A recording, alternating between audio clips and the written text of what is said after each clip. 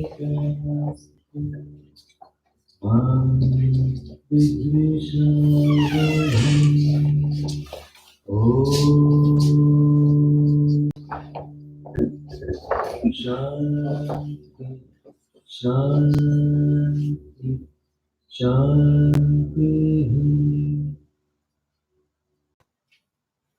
welcome back. So last week we were about to start the teaching. Remember where did you stop? Verse 10, we spent more time than I was planning to spend. So the verse was Tamuvacha Rishike Prahasanniva Bharataha Senayor Upayor Madhye Vishidandamidam. So this was the verse. So we saw chapter 1 and chapter 2. We saw one typical prototype of all of us. Perplexed in front of a challenge thrown by life. So that was the situation. And good thing, I just pointed out one thing. There are two categories of people. One is what? They're confused, but they don't know that they're confused. They just go ahead and operate with their confusion. The second category of the people are the people who know that they're confused, they need help, and they seek help appropriately. So here Arjuna, we found, fall into the second category. He knows that he is confused, he cannot face the situation in front of him, so he surrendered to Krishna. Remember verse 8, and I picked that verse as one of the 18 verse we pick up from the Bhagavad Gita as most important verse. So he saw that Arjuna surrendered. That's the first quality we all need. We all think that we are perfect, we don't have any problem, and we operate in that fashion and find it very difficult to get above the life. So here Arjuna found that he needs some help. He needs to open his mind with a friend or a guru or a spouse. We all have to do that. And this problem was presented, and Arjuna was presented as emotionally breakdown. Remember the verses?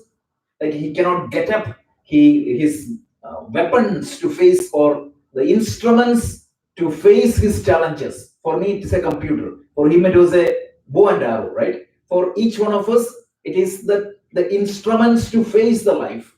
We could not use them. He found himself completely helpless in front of the situation, and he sought help. To whom? Rishikesha, that is what we saw. And what was the response of Rishikesha? So far he was very silent, and only thing he did was a little bit of pep talk. On second chapter, verse 1, 2, and 3. What was the pep talk? Pep talk is important because every problem we found that there are two issues. One is the underlying real issue. Second one is what? There is an emotional issue. And first thing we need to address is the emotional issue. Once we address the emotional issue, we need to address the real issue, which is the root of all the issue. So the emotional issue was addressed. How? He said, this character is not suited for you. And I said, like, this is a big lesson for all of us. When we approach somebody, instead of judging that fellow is stupid or that fellow is an idiot, just say that this particular behavior is not typical of you. That would be the right approach. Krishna didn't say that Arjuna is a fool. Krishna didn't say that Arjuna was wrong. Krishna said that the behavior you are exhibiting at this point of time not suits you. And he used the term Arya. And we defined what is that word Arya here, right? Quoting Buddha, quoting the Dharma Shastra, and we proved that it is not a race, etc. here. And then he whipped him also a little bit, just like a coach in the dressing room, how he just fires up all these players. He said, like, this behavior is not a behavior of a warrior. So after that, Arjuna started making a little bit more sense. He put forth the argument in front of him. And now Krishna found that no pep talk will solve the fundamental problems of the life. It can band-aid a little bit. But what is the permanent solution? That is what he is going to give. And this Krishna is presented it how? Prahasanniva Bharata. Imagine, just mentally visualize. One fellow is broken down and he cannot even talk. And the teacher, what is his state? Smiling. What does that indicate? I spent some time on that. That smile itself. That smile indicates the complete control of Krishna over the situation. So now, you may think, right? The same situation is there. Arjuna is facing, Krishna is facing. Something is making Krishna very positive. He also knows that the tragedy is going to come. So what is that bring that smile in him? How can he face that situation so calmly? How can he face the situation so wisely that Arjuna do not have, and that is what is you and I do not have. And that's exactly what we need to learn from Krishna. So Krishna's smile indicates that he can solve the issue. Krishna's smile indicates that he has control over the issue. So what exactly is this teaching? So I paused a little bit time and I saw we cannot go forward now without remembering the great master Shankara. Without his commentary, the Gita won't be clear to us. So we spent some time and I saw you in one sentence how Shankaracharya summarized the first chapter and the second chapter up to verse 10. Only one sentence. And in one word, he summarized the whole problem. What is that problem? He said, in front of the life situations, emotional overwhelming happens.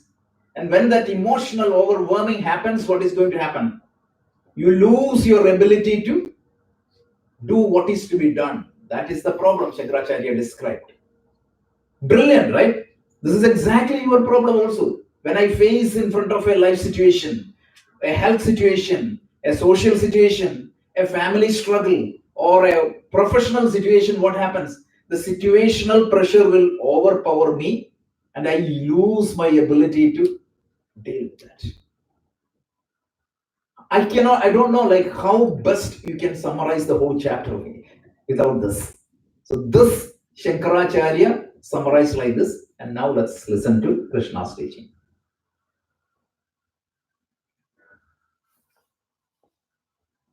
So we are going to chant, listen, and we will chant and we will move. Shri Bhagavanuvāca Asocyanandasocasvam Prajnāvādaṁsca bhāshase Gatāsunagatasunśca Nānuṣocanti panditaः. So if you have a small Gita book or that printout, it is going to be helpful. So we can chant this.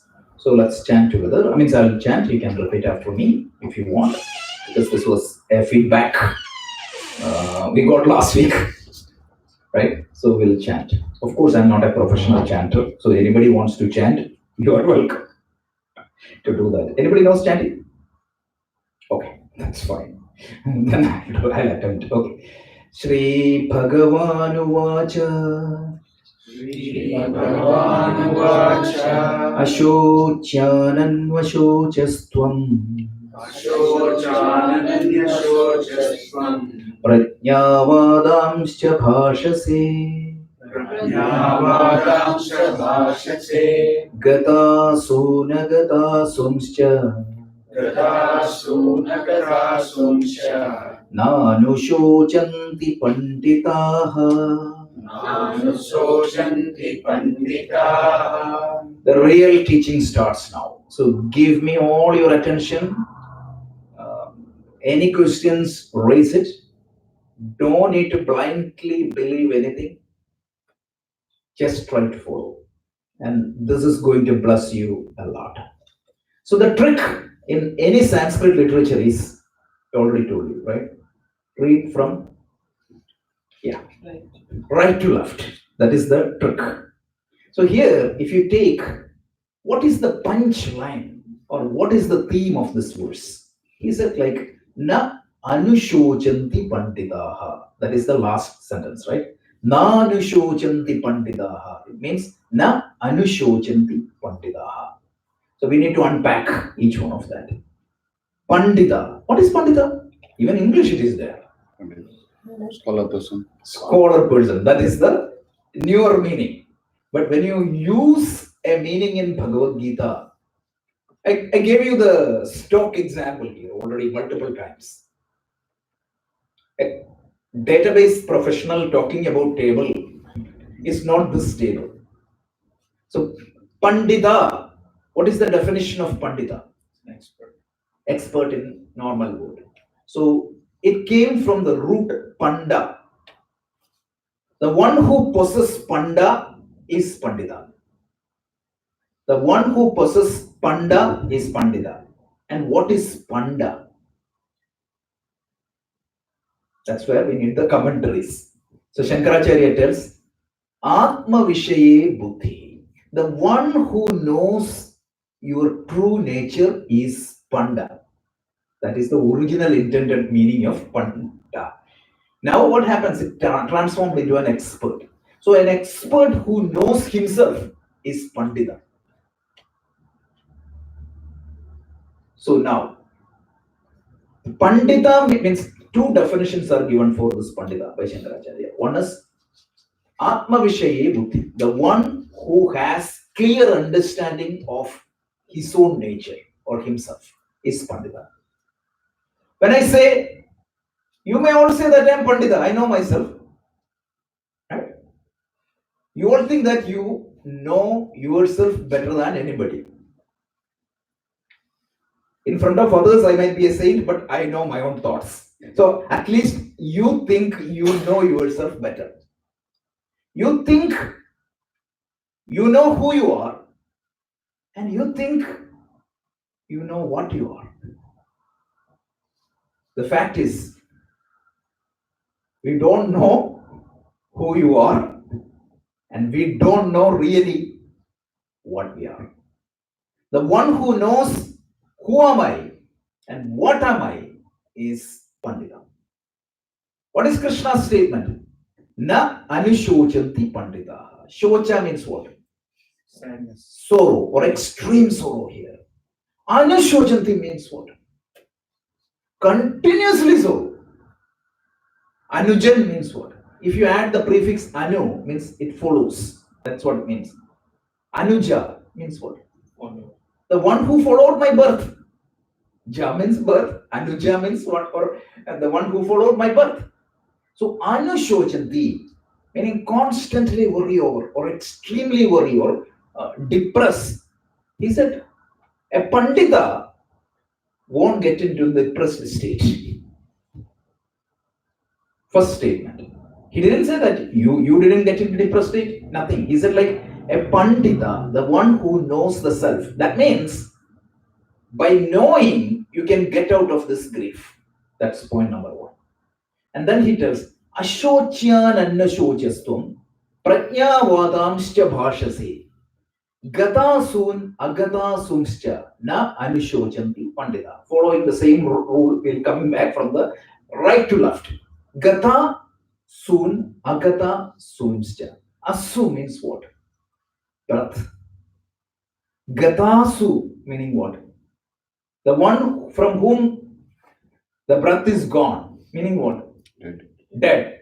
Agata sumscha, meaning the one from whom the breath is not yet gone, meaning alive. You look at the usage of Sanskrit. The one who is dead and the one who is not yet dead. So, Pandita na anushojanti. The Panditas won't get into a depressed mode for two kind of people. One is those who passed away and those who are alive. Why did Krishna pick up this situation? In life, there are hundreds of challenges. And if you do, even if you Google it, what is the highest fear of any individual? Death. Death. So if you can manage, address the fear of death, every other fear can be addressed. In our Nyaya Shastra, there is a logic. What is Nyaya? It is the logical system in our Indian schools. They call Prathama Malla Nyaya. Have you heard of that? How does one becomes the boxing champion? Has he go to everybody in the street and beat him to be the number one? No, right? He just need to beat the current champion. So that's the logic Krishna uses. If you address the highest degree of fear, it is going to address everything else. So he tells Pandita won't worry about anything. He just used the word dead or alive, but by using that example, by addressing the greatest source of fear, he's addressing every other fear. So, in other words, we can generalize it as the one who knows his self properly, he won't get into these hyper stressed situation. Remember, the other day we scientifically evaluate the different stages of stress. Relaxed state, positive stress, negative stress, finally this hyper stressed state, which is a breakdown. Remember, I showed a graph. Like when the stress hormones increases, what is going to happen? Your performance increases, up to a break even, you get the maximum performance. And what is we call that state? Flow. That is the state you get the maximum performance. So after flow, any increase in stress hormone is going to do what? It deteriorates my performance. And as if you look at the graph, as the stress hormone increases, the performance will come down and hit at a point where you get breakdown. And Arjuna was which state? That breakdown state, that hyper stressed state. And Krishna tells, no matter what, whatever happened in the world, you cannot, a Pandita won't get into this hyper stressed state. He didn't say that you should not get into hyper stress. He said that a Pandita won't do that. And what is Krishna's job here? To make us a Pandita. I can tell you that don't get into hyper stressed state. Is that in my control? When a situation comes, I get into that state. Oh my Krishna, Arjuna asked in between, right? I don't want to get into that state, but I cannot control. I get into that state. That is exactly what you and I will tell Krishna. Krishna said, if you get into that Pandita state, if you know yourself properly, you won't get in there. So it's a great assurance he has given, positively. So by knowing yourself properly, you will not get into the state. That is the last two. So is that clear? The last part. Gatasun agatasumscha na anushojanti pandita. Now let's say that. Ashocyan anushochatum. Shochya means what? A situation that demands this depressed state. It tells this situation or any situation in that matter in the world is not required you to get into this hyper state. He's going to explain that in detail. Yet, prajnavadamsya bhashati. But you speak the words of wisdom. I said earlier also, Arjuna was not a dumb person. Arguments was good. He tells, Krishna acknowledges here. He said, prajnavadamsya bhashati. You speak like a wise person. But there is a contradiction. Yeah, you speak like a wise. If you are a wise person, you would not get into your words and your behavior don't match. So be a Pandita. So ashocyan anvashocastum prajnavadamsya bhashasi. You speak words of good wisdom. You are right. Adharma will increase. When the adharma will come, what happens? Like when you kill the men of a society, what is going to happen? I told that very subjectively. If I forcefully destroy my habits, what is going to happen? I lose my own personality. What happened? My craving will get hold of something else which is more dangerous. Strishu, Mushta, Suvashnaya. All means that is what I've been telling you. Arjuna's argument was not bad. But his control, that is only Krishna addressing. So is that clear? I said, like when I come to the Krishna's teaching, I will say that Krishna acknowledges Arjuna's wise speech, but that speech is not being shown in his actions. So that's what it is. So ashocyan anvashocastvam. You are extremely grieving for a situation that doesn't requires that type of grieving. Of course, you will be sad, but you don't need to be extremely sad. I really wanted to bring back to your attention to one of the emotional intelligence book I always refer, which is the Emotional Intelligence More Than IQ by Daniel Goleman. He tells what exactly is the emotional intelligence, your ability to have appropriate emotions proportional to circumstances. And what Krishna said is, your emotions are okay, but it is out of proportion. When you need 1 unit of sadness, you exhibit 200 units of sadness. I told you this story, right? In Valmiki Ramayana, this was demonstrated by Rama. So Rama was weeping and he was crying when Sita was kidnapped. Those who read Ramayana knows he goes to the trees and say, "Oh tree, have you seen my beloved Sita? Means, oh dear, have you seen my Sita? Like, a birds, have you seen my Sita?" And even he asked even the grass, "Have you seen my Sita?" At that time, Goddess Parvati got completely confused. Is he a realized person or he's like a human being? Lord Shiva said, "You go and stay in front of him." So Lord Shiva and Parvati took the form of a tribal man and a woman and stood in front of Rama. If Rama was not in his control, he would not recognize Shiva and Parvati. Brilliantly, what happened when Rama saw that, he prostrated Parvati and he said, "Salutations, mother. Where is Mahadeva?"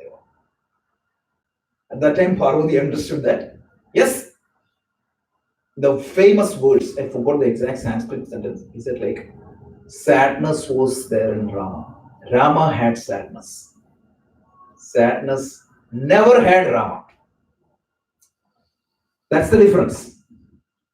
Last 18 verses, you will see this in the second chapter also. Arjuna becomes confused. Once you do all this teaching, am I going to become like a rock? That's not what Krishna said. You will have emotions. Emotions will not have you. I will have anger. But anger will not have me. Have you read Aristotle's famous statement? Anybody can become angry.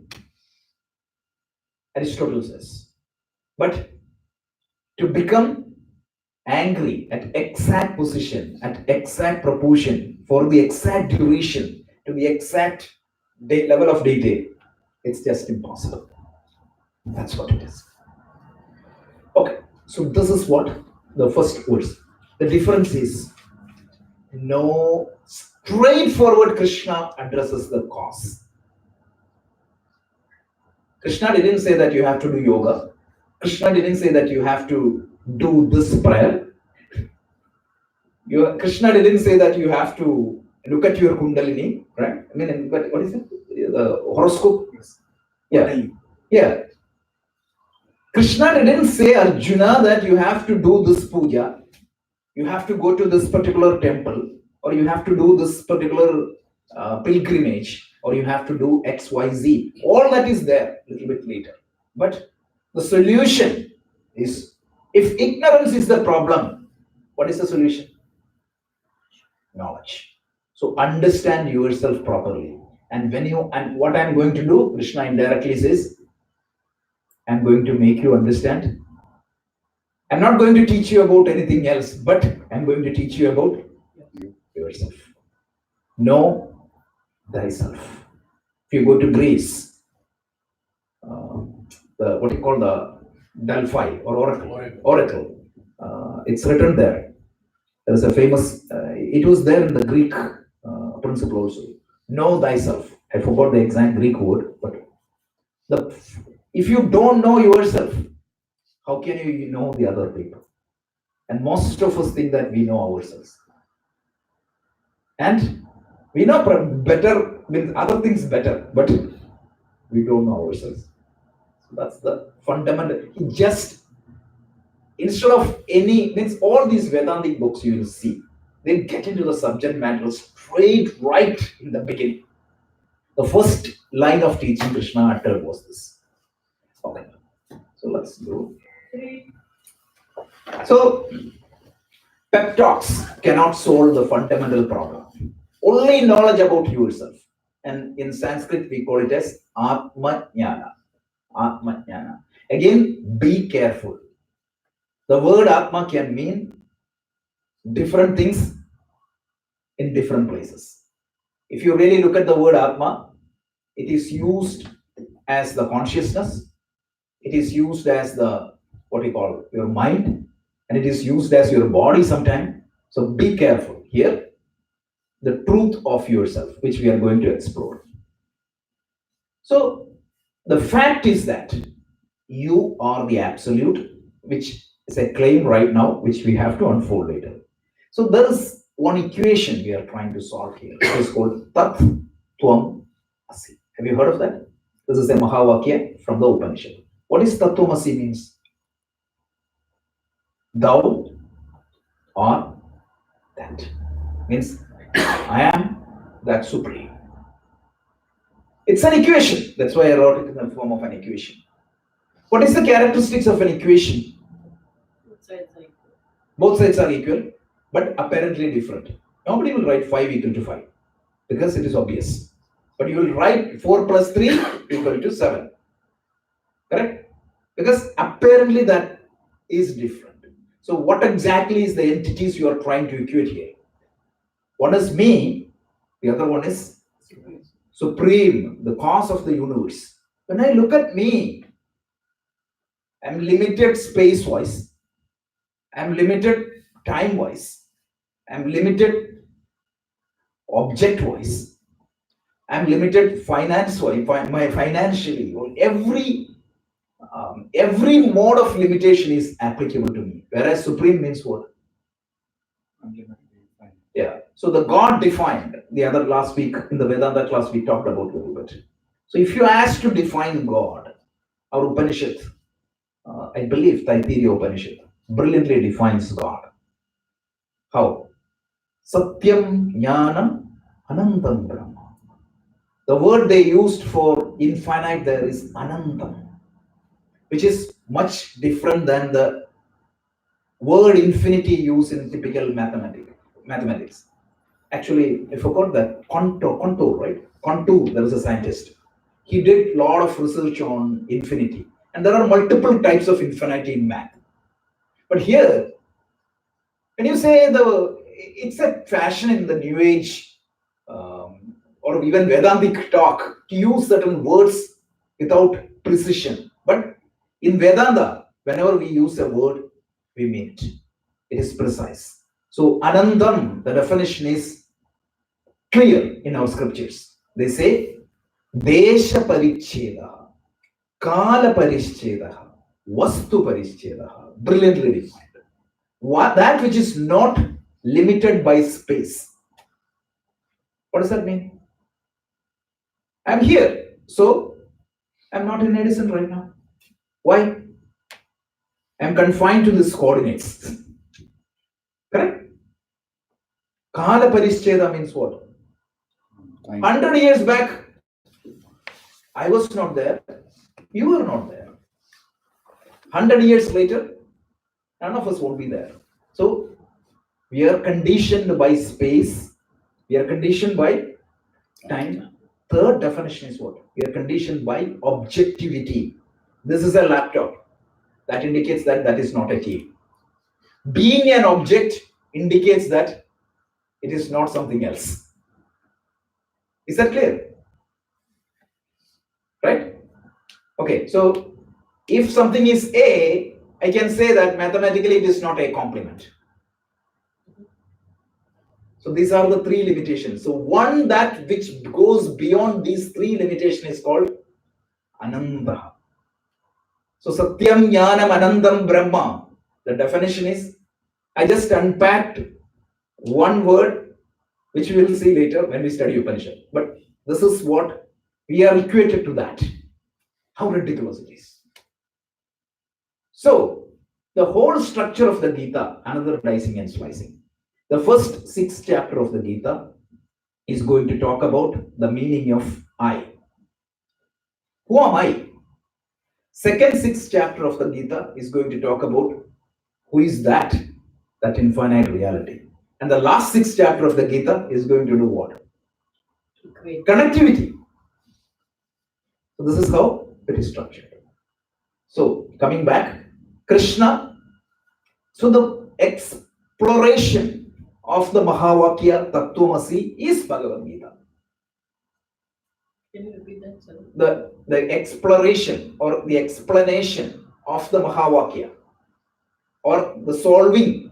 How do you solve an equation? LHS equal to RHS. We studied that in the school, right? All the trigonometric problems. How do you do? Like you take it, you solve it. At some point of time, you prove that it is. Even if you cannot prove it, you will say that it is. That's what you do in the exam. So this is what we are going to do. We are going to solve this equation. And the solution of that equation is the Bhagavad Gita. And I was just telling that I was breaking which compartment has which part. So the first 6 chapter is going to talk about the Tattvamasi, Tvam. Okay. RHS is the first, right hand side is the first 6 chapter. Tat equal to Tvam. Tvam means you. Tat means that.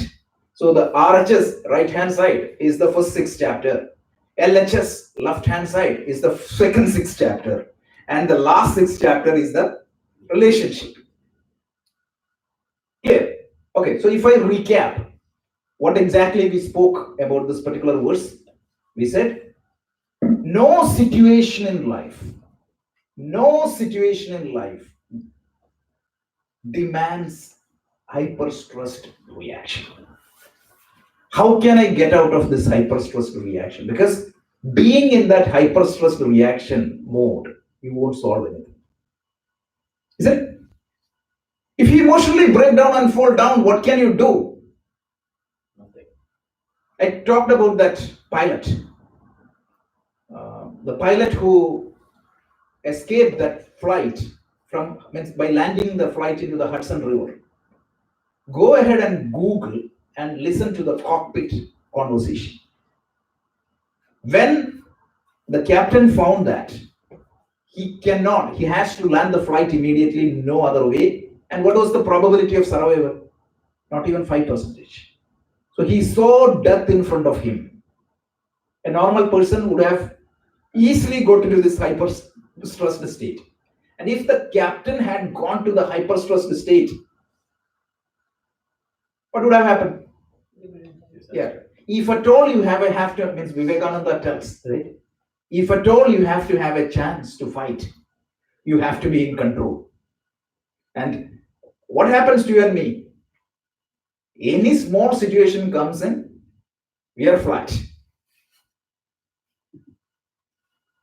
So Vivekananda, in his Karma Yoga lectures, said, I won't call a person who is a great person if the situations are conducive, his performance is outstanding. I won't consider him as a highest achiever. When the situations are completely against you, can you fight? For that, you need a quality. What is that quality? Presence of mind. Those who are in the higher management, you hear this gospel every leadership class. You have to have this presence of mind. Krishna is saying that you can have it. And the only way, of course, these pep talks and self-help group can help you to gain that little bit, but that is only limited to the professional life. Because end of the day, there will be a day comes where I have to leave this world. How much you can stretch? So how can you, remember I told Vivekananda's story about a billionaire. He said, I don't have any problem. Then he asked, can you face the death? I'll teach you how to face the death. This is the teaching. Now the question is, okay, so this, is it clear? So whole points means here onwards, every verse, let's make sure that you are clear and please contemplate this for the next 1 week. Then only you'll get the benefit. So Krishna tells, we all can become a Pandita. What is the benefit of becoming a Pandita? You will not get into this hyper stressed state. Even for those who are alive and those who are dead. Because some people's presence itself is a problem. Some people, when they leave, it's a problem. There are two kinds of people. One is an inspiration, second one is warning. Even in your family, people say, right? Look at that grandfather, he's an inspiration, and look at that, don't become like him. I told you, Swami Chinmayananda categorized two people. One is what? Wherever they go, they bring happiness. Second category, whenever they go, they brings happiness. Last but not least, Swami Dayananda used to say there are two categories of people. Again, I'm just and I wanted to classify this people. There are two categories. One is wise, and the other is otherwise. So, who you want to be? You want to be wise. You want to be an inspiration to all. You want to be like a model to all. And for that, you need to have one skill. You go and learn all the artificial intelligence or swimming or everything. That all are good. But there is one life skill you all need to live your life happily, to live your life efficiently. So Abhyudaya and Nishraya. Econo-social welfare, and the other one is extreme peace of mind. These two typically don't match. Correct? How many CEOs collapses at the age of 40s, in their 40s? How many people needs treatment? Because they have econo-social welfare, but they don't have a peace of mind. So Krishna gives us a solution.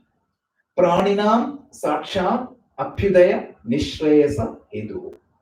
This is the cause for all the living beings. It is not just for Hindus, Indians, or anybody, any living being, any human being. Of course, you need a mind. So that it can lead them to that state. So, summary: you need to be a Pandita. Pandita of what? You could be a computer guru or a computer pandit, or as typically we call Pandit as stock market experts in the Western media. So that's not the Pandit. Pandita means the one who has Panda. Panda means Atma Vishaye Buddhi. Is it clear?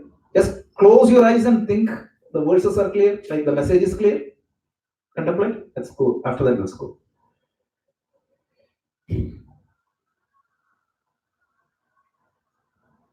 Okay. So this is what the typical lifestyle of a normal human being. Look at that graph. This is where most of our life is. So this is the relaxed state, positively stressed state, distress, hyper stress. Most of us means I put two snapshots. One is a healthy living. Healthy living means what? This is the science language. The other one was Gita language. But both of them beautifully converges here. So that green state you have to stay.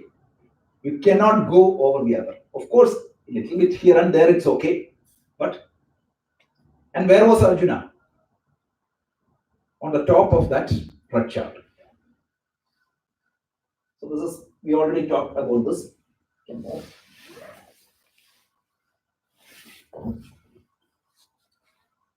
Okay. This is the, so there is no legitimate reason in life that demand deep extreme sorrow or emotional response. Ignorance about yourself is the cause, and the one who knows yourself, self, don't get confused by the word Atma and self. Self means you. Who is that you? We will see later. One thing, a lot of people uses some terminologies without, what is the word should generate a meaning. If that meaning is fuzzy, it cannot communicate. So if don't get too much caught up with the lot of mysticism on these words. Self means you. Don't think too much about that. If I do, I know means I know myself. That is the question. That's that's what it is. See, that's why I told you, like, what to speak is important in the Vedanta class, and what not to speak is also important. And the use of words is, I'm trying my best, but be attentive and make sure that you follow every word, because the word has to communicate exactly the same meaning. I told you the Vedanta class, I don't use the word soul because the soul has different meaning to different people. Okay. So let's go to the one more stage. This is where Arjuna was. Is that clear? Okay. So let's, yeah. One question. Does it mean that Krishna, the Supreme Yogi, would always be in that green state? Of course, he is. He has that positive stress, but never, you will not see even Rama, you can see him cry, but still he was in control. Still that cry was within that green state. But Krishna, you won't even see in any of the literature he cried. Because they are enlightened beings. What is it? Yeah, he's enlightened, he knows himself. But Rama was also But Rama cried, but Rama was in control completely. His cry didn't prevented him from doing what needs to be done. But through Krishna, Vyasa wanted to project a different message. So look at the life of Krishna. The day he was born, there was a huge threat for his life. Correct?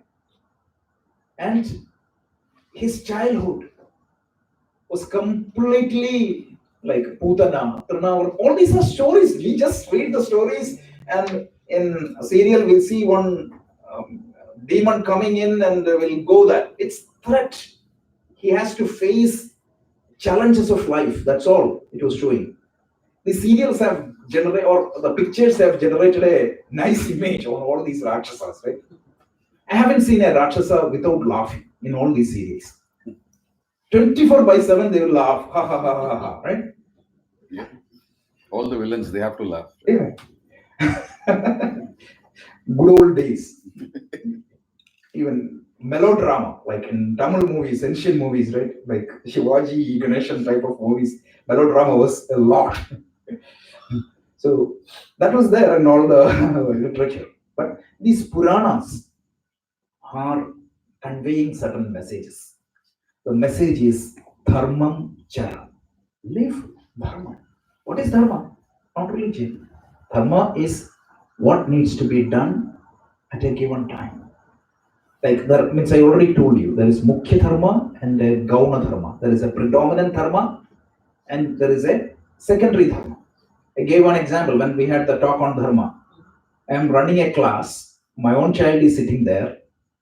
Means I have a mukhya dharma of a teacher and I have a gauna dharma of a parent. So in that, within that class, the mukhya dharma is what? Teacher. But outside the class, that is what was shown through Puranas. Dharmam chara. Like Rama, if he is a king, he has to follow the duty of a king first, more than husband or more than father. He can do that after resigning from the post of the king. So this is very important. If the Mukhya Dharma and Gauna Dharma means aligned, it's simple. But when that conflicts, you have to understand what exactly is your Mukhya Dharma and follow that. This is what is demonstrated through different stories. But the problem is, people without understanding the context, they try to read and interpret it. And it goes all the way. Even Vyasa himself may not have imagined such meanings. How people come up with the new meanings. So that's different matter. So now, what was the statement Krishna gave? He said, Na avishojanti pandita. Why? Right? A lot of people are going to be dead right now. Why do you think that any situation in life, the death of people, doesn't require sorrow, but it doesn't require anishojanti? Continuously, the depression, that state. Why? That is the answer given in the next verse. So now, next verse we'll talk, and then we have to talk about two things. We have to talk a little bit about who am I, and the truth. Whenever you say truth, truth has multiple dimensions. What are all those dimensions? We have to see. So we have to take a small break and understand these two concepts. Then the next 15-20 verses are so simple. Otherwise, you won't understand. You won't understand anything. So this is what we're going to see. So let's see the next verse. न त्वेवाहं जातु नासं न त्वं नेमे जनाधिपाः न चैव न भविष्यामः सर्वे वयमतः परम् So let's chant. Nattvevakam jatu nasam. Nattvevakam jatu nasam. Natvam neme janadhipaha. Natvam neme janadhipaha. Nachaiva na bhavishyamaha. Nachaiva na bhavishyamaha. Sarve vayamatah param. Sarve vayamatah param. Beautiful. When you go to a grammar class, what do they typically teach you? First thing, don't use double negatives. Here it's complete double negatives. Why? You want to emphasize something. Double negatives, use of double negatives. What is one example of double negative? The book I always refer, Aparokshanubhuti. That's a double negative. Aparokshanubhuti means direct experience. I can very well say that direct experience. What do I say? Para aksha anubhuti. What means? Somebody else's experience. Then meaning not somebody else's experience. Means what? My experience. My experience. That's what it is.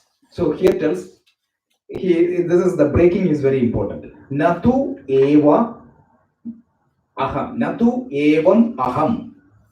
Jatu na asam. Natvam sa ime janadibaha. Then nacha eva na bhavishyamaha. Sarva vayam ataha param. It means there was not a time when I did not exist. Double negative, right? There was not a time when I did not exist. He could have said that, what? I exist all the time. I exist all the time. But it won't convey that real meaning. I say that I exist, but here he tells that he negates the entire thing. Krishna said, there was not a time in the history that I was not there. Then Arjuna will say, because why he's answering, why you do not worry, you don't need to be worried over the death of a person. That's not a license to kill anybody, by the way. He is going to explain that later. Okay. So he said that when you know yourself, right now you identified some entity as yourself. That is not correct. When you identify yourself, you will realize that there was not a time when I did not exist. Krishna said. Then Arjuna will say, you're Bhagavan, so you always exist. Then he tells, nor did you. Natve vaham jatu nasam. Na tvam. Tvam means you. You also. Then Arjuna may think that, okay, I'm the front of Krishna or I'm somebody higher. Then he negates that by all these people. So, in other words, what he meant, there was not a time when anyone who see here Did not exist. did not exist. What does that mean? Everybody was there all the time, not maybe in this particular form. So that's what we are going to say. So there was never a time I did not exist, nor you, nor did these kings, all these other people. Okay, then Arjuna will say, okay, that is in the past. What about future? He tells, Nachaiva na bhavishyamaha. Bhavishya means what? Future. There won't be a time in the future. What? All these people cease to exist. What does that mean? All of them are eternal. Look at that equation. Remember, I told I'm trying to equate something which appears to be ridiculous. So Krishna is trying to say that neither you nor me or any one of you see outside. There was not a time when they did not exist, and there won't be a time when these people cease to exist. You may ask me, no, no way. If you ask you your driver's license, I can see a date of birth, right? And when I look at Einstein, I can see a date of birth and a date of death. So now the question is, what exactly you mean by I, you, and they? That's where we need to understand it. So let's try to see. So the whole thing is, we need to understand ourselves. That's the topic. So the problem, the point Krishna is asserting here is, at the highest level or the absolute level, there is no change. Oh, exactly at 1 hour.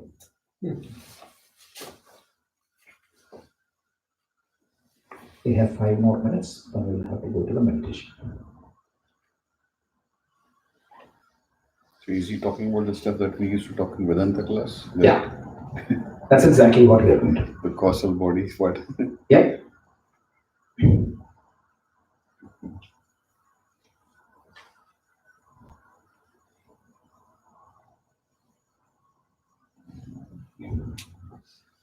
Okay, so what we are trying to understand is 2 questions. Who am I? Second thing is, forget who am I, what am I? These 2 are important to understand. And everything in the world you can look at from multiple dimensions. We call them as orders of reality.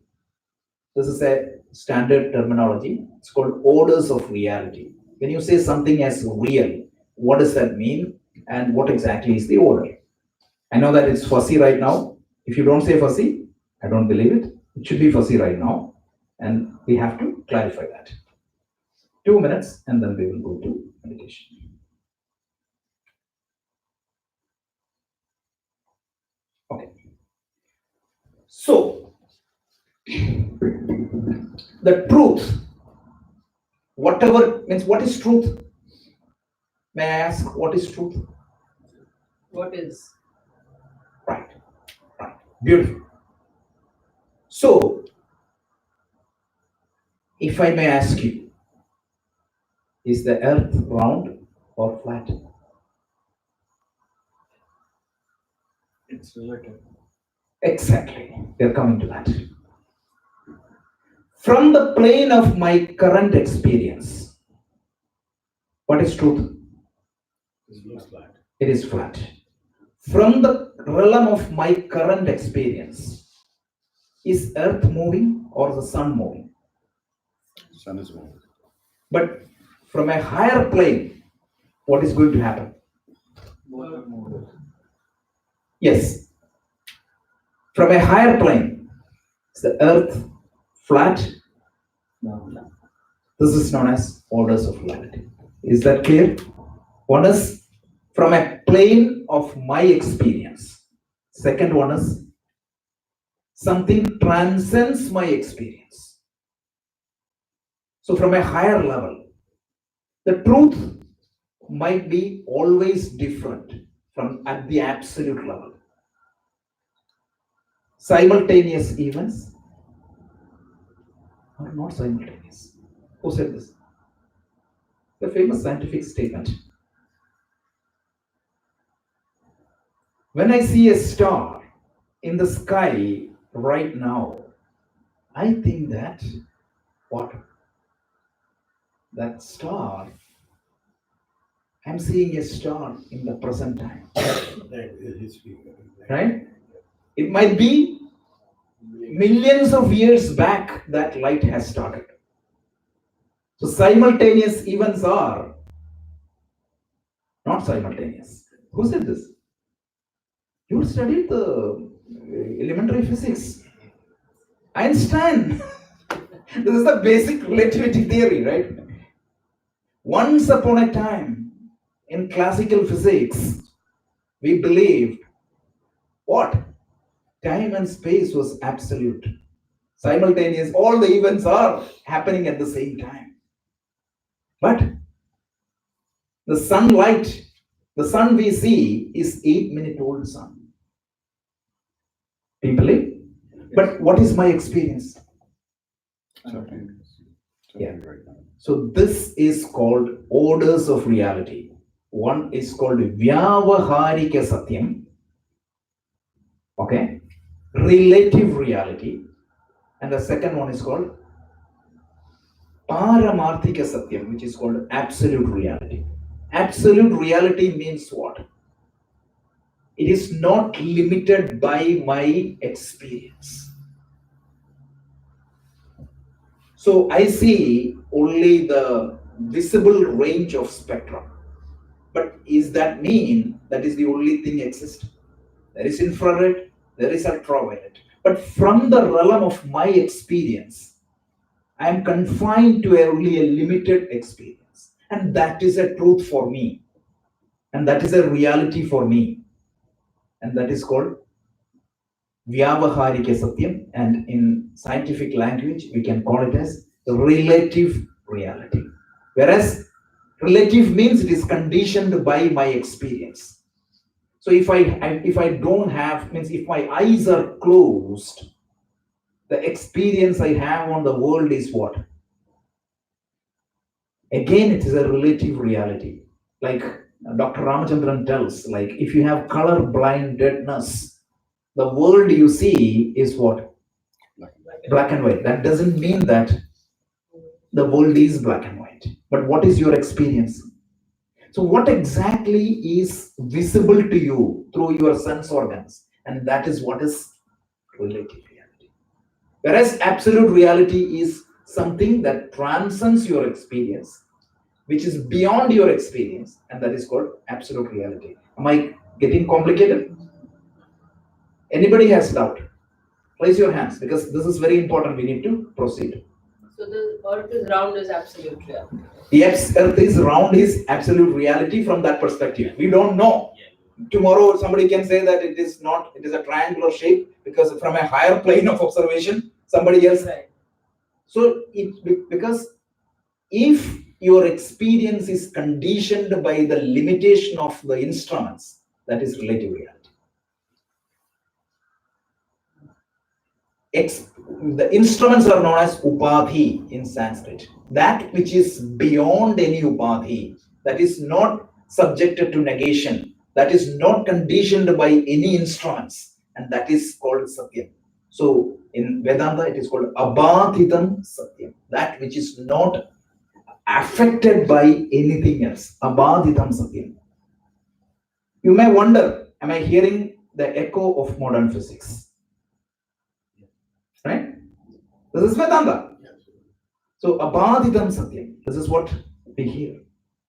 So that experience, which is not limited by any space or any time or any causation or any of the instruments of perception or action, that is what is absolute reality.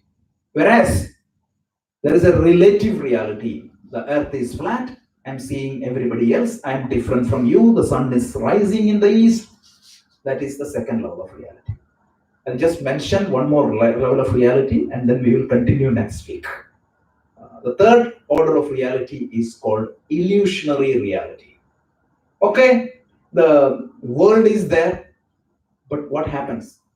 When I see the world, my thoughts and my programming interpret it and creates a different world in me. So the classic example Vedanta gives is the rope and the snake. What is the relative reality? A rope. But when I see a rope, my mind thinks that it is a snake. That is also a reality, because what would be my reaction? My reaction is for the snake, which is created in my mind. So one is what I am seeing because of the instrument, that is relative reality. Absolute reality means what exists, which is not conditioned by any of the instruments. And the third aspect is what am I interpreting out of it? So the difference between relative reality and illusionary reality is relative reality means it exists, therefore I see it. Drishti eva srishti. My eyes is falling on the object. Illusionary reality is what? Your interpretation of it. Yeah. I see it, therefore It exists. it exists. There is no existence for it. But for me, the snake, somebody can get a heart attack seeing that snake. Remember, tomorrow the news comes. One guy got heart attack seeing a rope. So these are the three orders of reality. And we cannot say that the world is mithya, so we avoid it. Each of these reality is valid. So Krishna has to address the problem within each of this reality. So from verse 11 to 38, he addressed the same point with respect to each of this reality. From the absolute level, you don't need to worry. From a relative level, you should do what needs to be done. Illusionary level, you don't need to worry because it doesn't exist. This is the answer he's giving. So there are several levels of relativity, reality Yeah, also as but- we move Yeah, on. he, Towards the- absolutely. So that's the whole spirituality. So this is a little bit complicated, probably the most complicated topic in Vedanta is what I just said. Did I make it confusing? No. It was clear, but can you give, you gave examples for relative reality and illusionary reality. I'm going to give the absolute. But the problem is what? I am staying in a relative reality, conditioned by space and time, and trying to explain something which is beyond space and time. Only I can give indicative words. And that's why Heisenberg said, what? It's impossible to measure the momentum and position of a subatomic particle like electron. That is the uncertainty principle, because the very process of observation will disturb the momentum position. So absolute reality, we can give pointers. That's it, because of our constraint. Logically, it makes sense, right?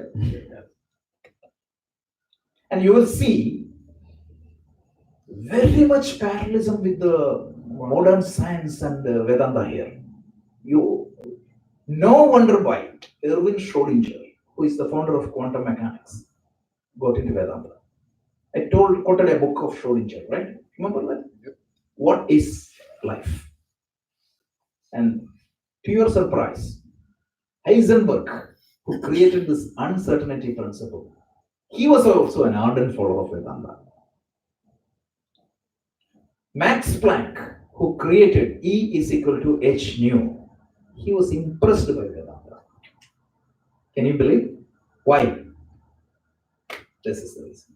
And mind you, they had a translation of a translation of a translation. Never had access to Sanskrit literature. If they had access to these things, like how did they define the absolute abhatitam satyam, that type of definitions, it would have thrown their complete thinking. This is so brilliant. But most of our people don't know what exactly the values these scientists have towards our literature, because they themselves don't know. Okay, so that's good. So we will continue this discussion. I'm going a little bit slow in these verses. I'm really behind schedule, but more than schedule, we need to understand. Okay, so we'll take a 5-minute break. We'll continue with our Yoga Nidra, those who wanted to join the Yoga Nidra.